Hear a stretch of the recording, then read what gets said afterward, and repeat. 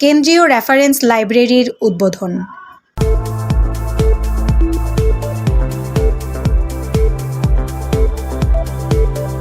সপ্তর্ষি media প্রতিনিধির পাঠানো video চিত্রে এবার থাকছে বিস্তারিত। তথ্য প্রযুক্তির এ যুগে বই পড়ার অভ্যাস ধরে রাখতে এবং নতুন প্রজন্মকে মোবাইল আসক্তি থেকে দূরে রাখতে 12 জুন রোজ শুক্রবার বাদ জুমা রাজধানী ঢাকার বকশীরবাজারস্থ আহমদিয়া মুসলিম জামাত বাংলাদেশের কেন্দ্রীয় জামে মসজিদ কমপ্লেক্সে উদ্বোধন করা হলো কেন্দ্রীয় রেফারেন্স লাইব্রেরি। উদ্বোধনী অনুষ্ঠানে সভাপতিত্ব করেন আহমদিয়া মুসলিম জামাত বাংলাদেশের ন্যাশনাল আমির আলহাজ মাওলানা আব্দুল আওয়াল খান চৌধুরী। অনুষ্ঠানে কেন্দ্রীয় এবং স্থানীয় জামাতের প্রতিনিধিগণ উপস্থিত ছিলেন। শুরুতেই পবিত্র কোরআন থেকে তেলাওয়াত করেন মাওলানা কাশেম হোসাইন। এরপর এই লাইব্রেরির সংক্ষিপ্ত পরিচিতি এবং এর উদ্দেশ্য ও লক্ষ্য এ বিষয়ে বক্তব্য রাখেন মাওলানা শাহ মোহাম্মদ নুরুল আমিন। তিনি বলেন, আমাদের এই লাইব্রেরিতে 10টি কর্নার রয়েছে। এক একটি কর্নার এক এক ধরনের বই দিয়ে সাজানো। প্রথমেই রয়েছে পবিত্র কোরআনের 76টি ভাষায় অনুদিত কোরআনের কর্নার। এরপর হাদিস গ্রন্থ, মহানবী সাল্লাল্লাহু আলাইহি সাল্লামের সিরাত গ্রন্থ, হযরত মসিহ মাউদ আলাইহিস সালাম এবং তার খলিফাগণের পুস্তকসমূহ, ইসলামের ইতিহাস, ইসলামী বিশ্বকোষ, ইসলামী আইন, ফিকাহ ও গবেষণা ভিত্তিক পুস্তক সহ বিভিন্ন গ্রন্থ দ্বারা সাজানো হয়েছে প্রত্যেকটি কর্নার।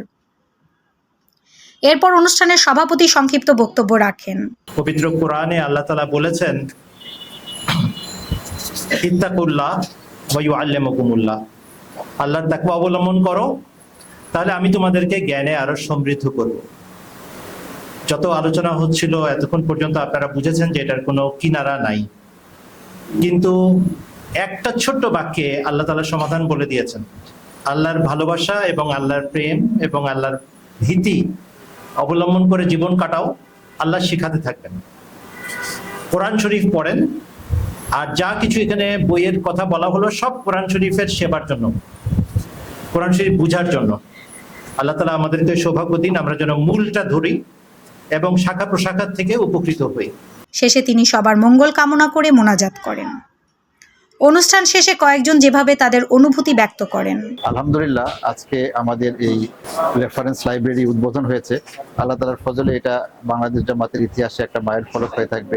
এখানে আমাদের নিজেদের গবেষকরা এবং এমনকি আমাদের বাইরের গবেষকরাও এসে তাদের যে প্রয়োজনীয় তথ্য অনুসন্ধান করতে পারবেন, এটা আমার আশা।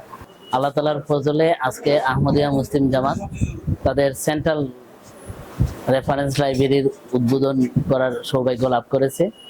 যারা জ্ঞান অর্জন করতে চান, জ্ঞান পিপাসু, তারা যেন এখানে এসে এই লাইব্রেরিকে জ্ঞান আহরণের মাধ্যম হিসেবে ব্যবহার করে।